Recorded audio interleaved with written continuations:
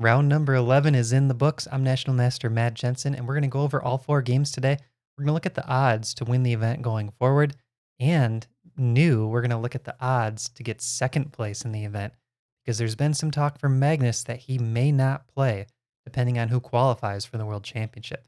And if Magnus opts not to play, then the winner of the candidates will face the second place finisher in the candidates. So the odds for second place will potentially matter if Magnus doesn't play. So let's go into the first game to finish today. We have Timur Radjabov with the white pieces, Jan-Christoph Duda with the black pieces. We see an English opening, which we really haven't seen this event. Almost all the games go e4. If they're not e4, they tend to be d4. I think we've seen like one, maybe knight f3. So this is kind of new territory.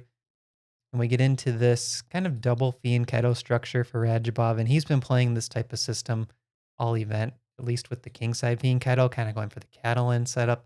This is very similar to a Catalan. It's called the double fianchetto. I've played this quite a bit myself for white. And after these trades, we reach this position, 0.3 according to the engine. Not a lot happens, though, in the next sequence of moves. We get this symmetric position. Look at the pawns, completely symmetric. 2 on the queen side each, 4 on the king side each. All 4 minor pieces on the board, so really there's not a lot of excitement yet. I'm going to go through these next few moves pretty quickly. We see a trade of the bishops on the long diagonal, a trade of the knights on d7, a trade of the queens on d7. And now there's this cool move, knight takes a5, but really what it is it's a way to simplify. It's just simply trading more pieces off. It gives up the knight, but then there's this fork on the next move, forking the rook and bishop. And after the bishop gets captured, the pawn gets recaptured right back. So we're sitting on this kind of like 0.0 or 0.1 eval most of the game so far. And the players are playing pretty quickly too. Still over an hour each, and we're at move 20. So here, Radjabov gives up the A pawn, knowing that he can take the B pawn. And now there's this knight fork, forcing a trade of the last minor pieces. So this is move 25. I'll just fast forward real quick to show you the end. Simply trade one more set of rooks, completely symmetric, and the players agree to a draw. So you could tell neither of these players were very anxious to get the win. I think it's because they're not having the greatest tournaments, but they do get paid based on their results. So neither player really wants to lose. Next up, we have Alireza Firouzja with the white pieces going against the leader, Jan Nepomniachtchi, with the black pieces. This game is very important because with Firouzja having the white pieces, he's actually the most likely player to beat Jan in the next 4 rounds. So really the other players are watching this game closely and thinking, can Firouzja be the one to take down Jan Nepomniachtchi, give him his first loss of the tournament? So we see a Petrov defense. And there's this early c4. I haven't seen this before. Alireza plays an early c4 followed by d3. So he does come with something a little bit different.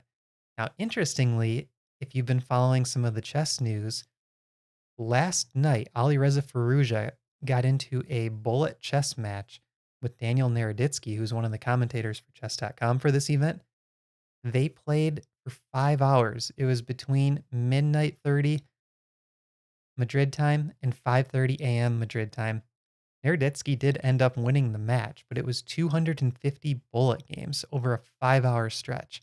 So I don't know if that was uh, psychological prep for Firouzja. Maybe he just wanted to kind of work on his instincts and get back to playing with instinctual chess.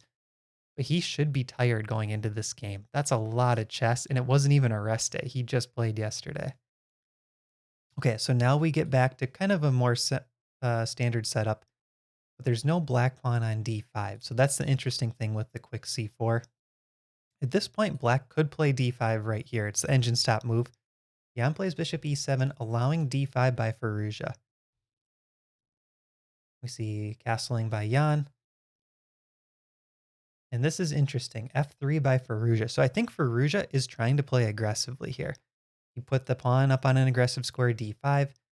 f3, as we know, pawns cannot go backwards. So this does open up these dark squares. And this dark diagonal is also opened up. So Firouzja is taking some risks, but also playing for the win, trying to grab some extra space with the pawns. Bishop e2, c6, castle, takes. Now we see Jan utilizing the diagonal, so Firouzja sidesteps. Pawn to g4. I got to give Alireza credit. He's taking one for the team here. He's playing for the win, even though he's not really in the running to win the event. It's more Nakamura, Caruana, and Dingler. Firouzja is playing to be the spoiler and to try to knock down Nepomniachtchi. h6 and now h4. Very aggressive, but the engine says this is a mistake. This puts the game into a minus 1.5 eval territory. Advantage for Nepomniachtchi. Pawn to g5. Another mistake.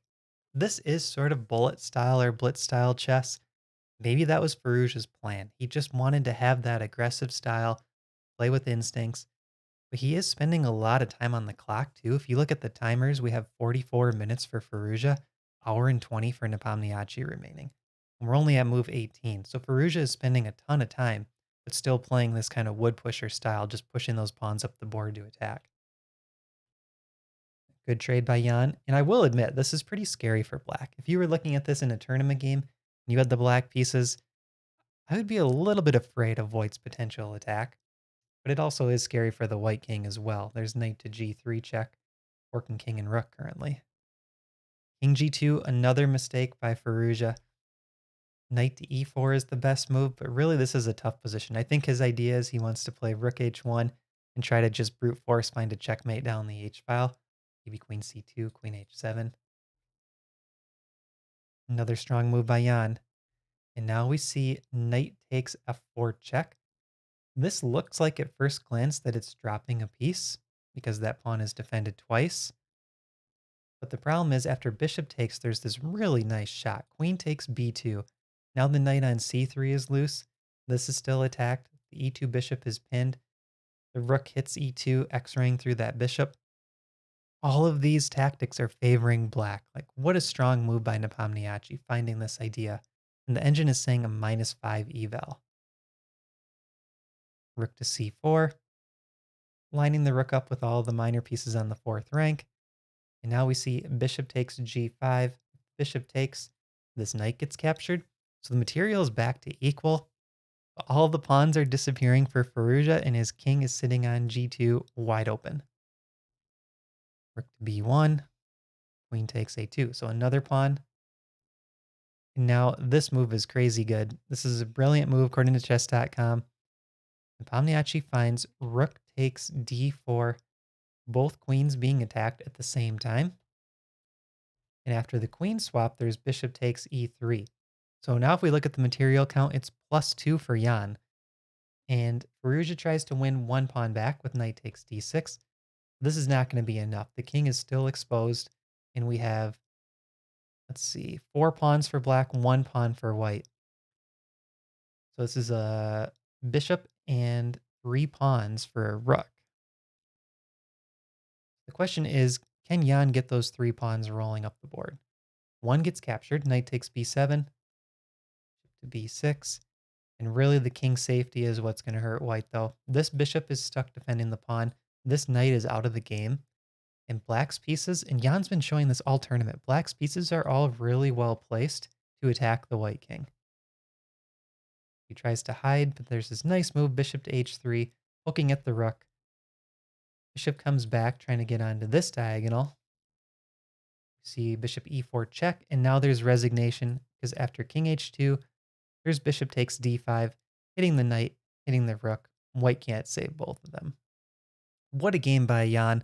This puts him firmly in the driver's seat with a +5 score after the round. So let's see now, can Hikaru, Fabiano, or Dingler get a win to try to keep pace with Jan? The next game we had Hikaru Nakamura with the white pieces, Richard Rapport with the black pieces. We see a Sicilian, and we get this kind of Sveshnikov structure. Black allows this hole on d5, but plays aggressively with e5 and is looking for some counterplay. And we see this early knight to d5 by Nakamura, very solid in combination with what he does coming up by putting this pawn on g3. This is just an extremely solid way to play it for white. The engine says 0.00. Nakamura castles. We see one trade, knight f5, queen straight off. So at this point, if you look at the material, Nakamura was able to win a pawn, but black has the bishop pair and no weaknesses in the position with advancing pawns on the b file. So now Rapport uses this rook on d8, controlling the d file to bring it down to d2, creating an immediate threat on b2, also eyeing the f2 pawn.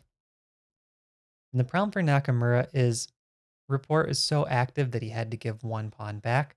Now we're still at 0.00 territory. This is move 26. The players both have about 50 minutes on the clock. This game went 70 more moves. It goes to move 96. I'll just show you a little bit of what happens. These bishops trade off. We get to this endgame right here. Knight against bishop, 3 pawns for Nakamura, 2 pawns for Rapport. But the engine's saying 0.00. They reach this position right here. And Nakamura was not able to find a way to make progress, but they did play for another 56 moves before eventually reaching a draw, knight against king. So this one was a draw, but you got to give Nakamura credit. He was fighting hard. You could tell he was playing for the win. The last game to finish was 2 players in the hunt for second place, potentially able to still get first place if Jan maybe loses a game coming up and they go on a run. Bobby's had a tough second half of the tournament. Ding Liren is doing really well in the second half of the tournament, so there is some momentum in Ding's favor. We see a Roy Lopez. This is all pretty standard book theory.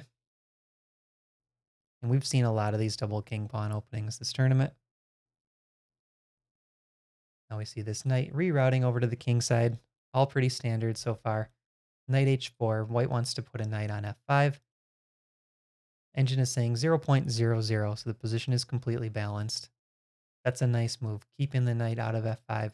Also keeping an eye on the h5 square. Sometimes in these positions, this bishop will reroute to the fianchetto square to try to cover these dark holes. Now this is a cool move. This is a chess.com brilliant move. Knight h to f5. If g takes f5, which looks like a natural reply, there's knight takes f5 in return. And the problem is queen to f3 followed by queen to g3. And black is in huge trouble here. This is a +5 advantage for white. So this knight cannot be captured. It looked like g6 was preventing it. The knight cannot be captured after this nice in-between move, bishop to h6 first. And now this is kind of a weird decision. Bobby puts his knight on g7. I didn't quite understand it during the game. I thought rook to e7 could be played, but I think the idea is if rook e7, queen to f3, putting some additional pressure down the f-file, and things are just getting a little bit funky. Like let's say knight goes back. There's knight 3 to h5, and white has a really strong attack. Might even be close to winning here. So very clever idea by Fabiano, and I think he's also playing for the win. He's playing very quickly, so this is probably part of his prep with an hour and 53 minutes on the clock. Ding is also playing fairly quickly, by the way, hour 43. Okay, so now b3 played by Ding. And we get the first material imbalance of the game. We have the bishop pair for black. White's got the strange knight on g7, and also the ugly pawns on the b file. So in my opinion, I think it's easier to play for black. And I think it's kind of on white to figure out how do I keep this attack going and prove that I have compensation for these ugly pawns. Fabiano plays really well in this stretch coming up. Okay, so now we see knight to e6, just throwing another knight sacrifice out there. And the idea is this rook is attacked.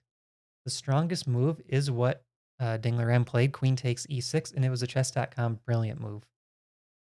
Rook to g8 is not as good due to knight takes d8, and white actually is back in the driver's seat with an advantage.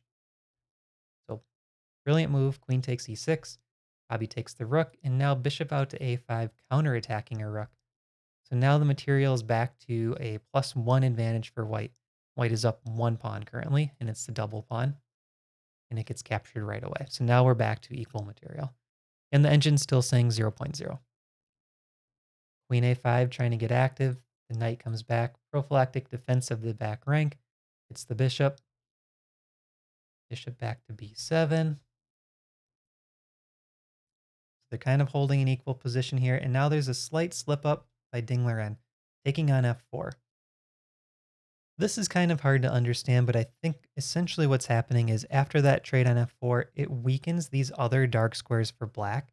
I think for whatever reason, Ding was afraid to keep this tension. He didn't want Fabiano to potentially push or have the option to take.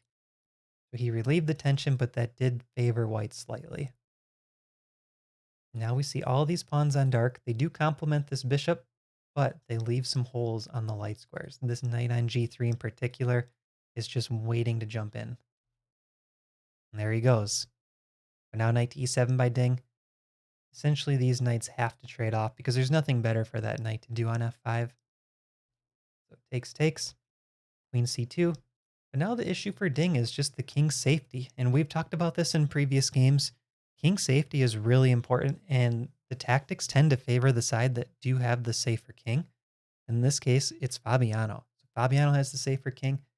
Ding Liren's got to be careful here. And this bishop is on the dark squares, which could eventually attack the black king. All right, so there's a lot of moves this game. I'm fast forwarding a little bit. Now we do see this bishop reach the long diagonal, pressuring f6. And look at Ding Liren. He has this very passive position, just focusing everything on f6, trying to hold. And there's 3 attackers for Fabiano on this pawn. And we're looking at like a 1-point advantage for white.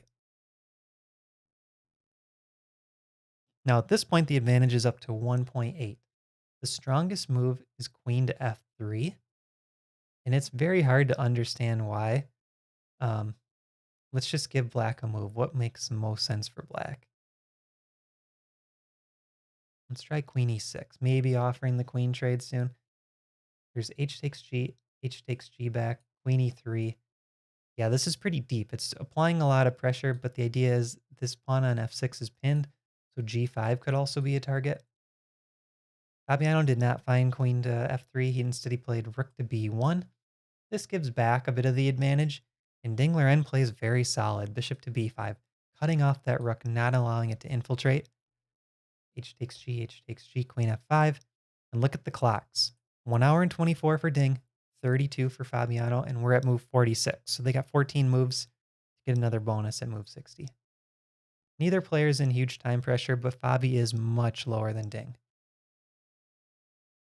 All right, now the position's about equal. We have opposite colored bishops. This king is not as safe as it once was, but it's still slightly safer than black's king. Queen trade offered. Now, if Fabi goes for this queen trade, I think we're looking at pretty much a dead drawn endgame. But it looks like Fabi is playing for the win, and you got to give him a lot of credit for that. Queen f3, keeping the queens on the board, followed by e5, trying to open up the black king. Attacks the rook. Queen to b3 with check. Pawn to e6. Very dangerous pass pawn for Fabiano. That pawn could secure him the victory. I really like how he's playing this, nice and aggressive. And then e7 check. So it's a discovered check with the queen. The pawn is only 1 square from promoting. But the nice thing for Ding, right now there are 2 pieces preventing that. I would love to see a move like queen takes b5, but it doesn't quite work. And there's this queen takes bishop with check tactic that white has to watch out for. So he moves the bishop. Now a nice aggressive move by Ding. Queen out to f4. Still attacking the bishop. Now queen to g3, and look at the eval bar. It just dips very slightly for the first time this whole game in Ding Liren's favor. We're at move 57. They have 3 moves until move 60. But look at the clocks. 5 minutes for Fabiano, 30 minutes for Ding. 5 minutes is not very much time. Fabi is feeling the pressure. Queen to b4, and now rook to h8.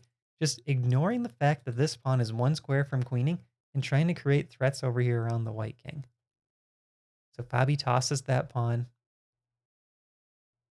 plays queen to g4, and all of a sudden you can feel the momentum just shifted in Ding's favor. Fabiano lost his pass pawn, and really he didn't get much for it. So now there's 1 pawn up for black, and Fabi's the one going for the queen trade, and Ding Liren says, no thank you, I'm now playing for the win. Queen f5 check. They did get their bonus time, so now we have 33 minutes to 14. Here we see Ding put the bishop on the long diagonal, pointing at this pawn. And look at this attack forming. Queen and bishop, only 13 minutes for Fabiano. Another queen trade offer, and this time Ding Liren takes it. I think he felt confident that he could win, even though the engine is saying 0.7. It's going to be a grind. The nice thing for Ding Liren is he could play this another 50 moves. He's got the bishop pointing at g2. These pawns are both defended by the king. This pawn will be defended by the bishop if needed. All he needs to do is put his rook on the second rank. If Ding Liren can put his rook on the second rank, he has a dominant position, especially the a2 square where it would hit this pawn and attack g2 at the same time, cutting off the king. So let's see if he can set that up. Nice positioning for Ding Liren's king.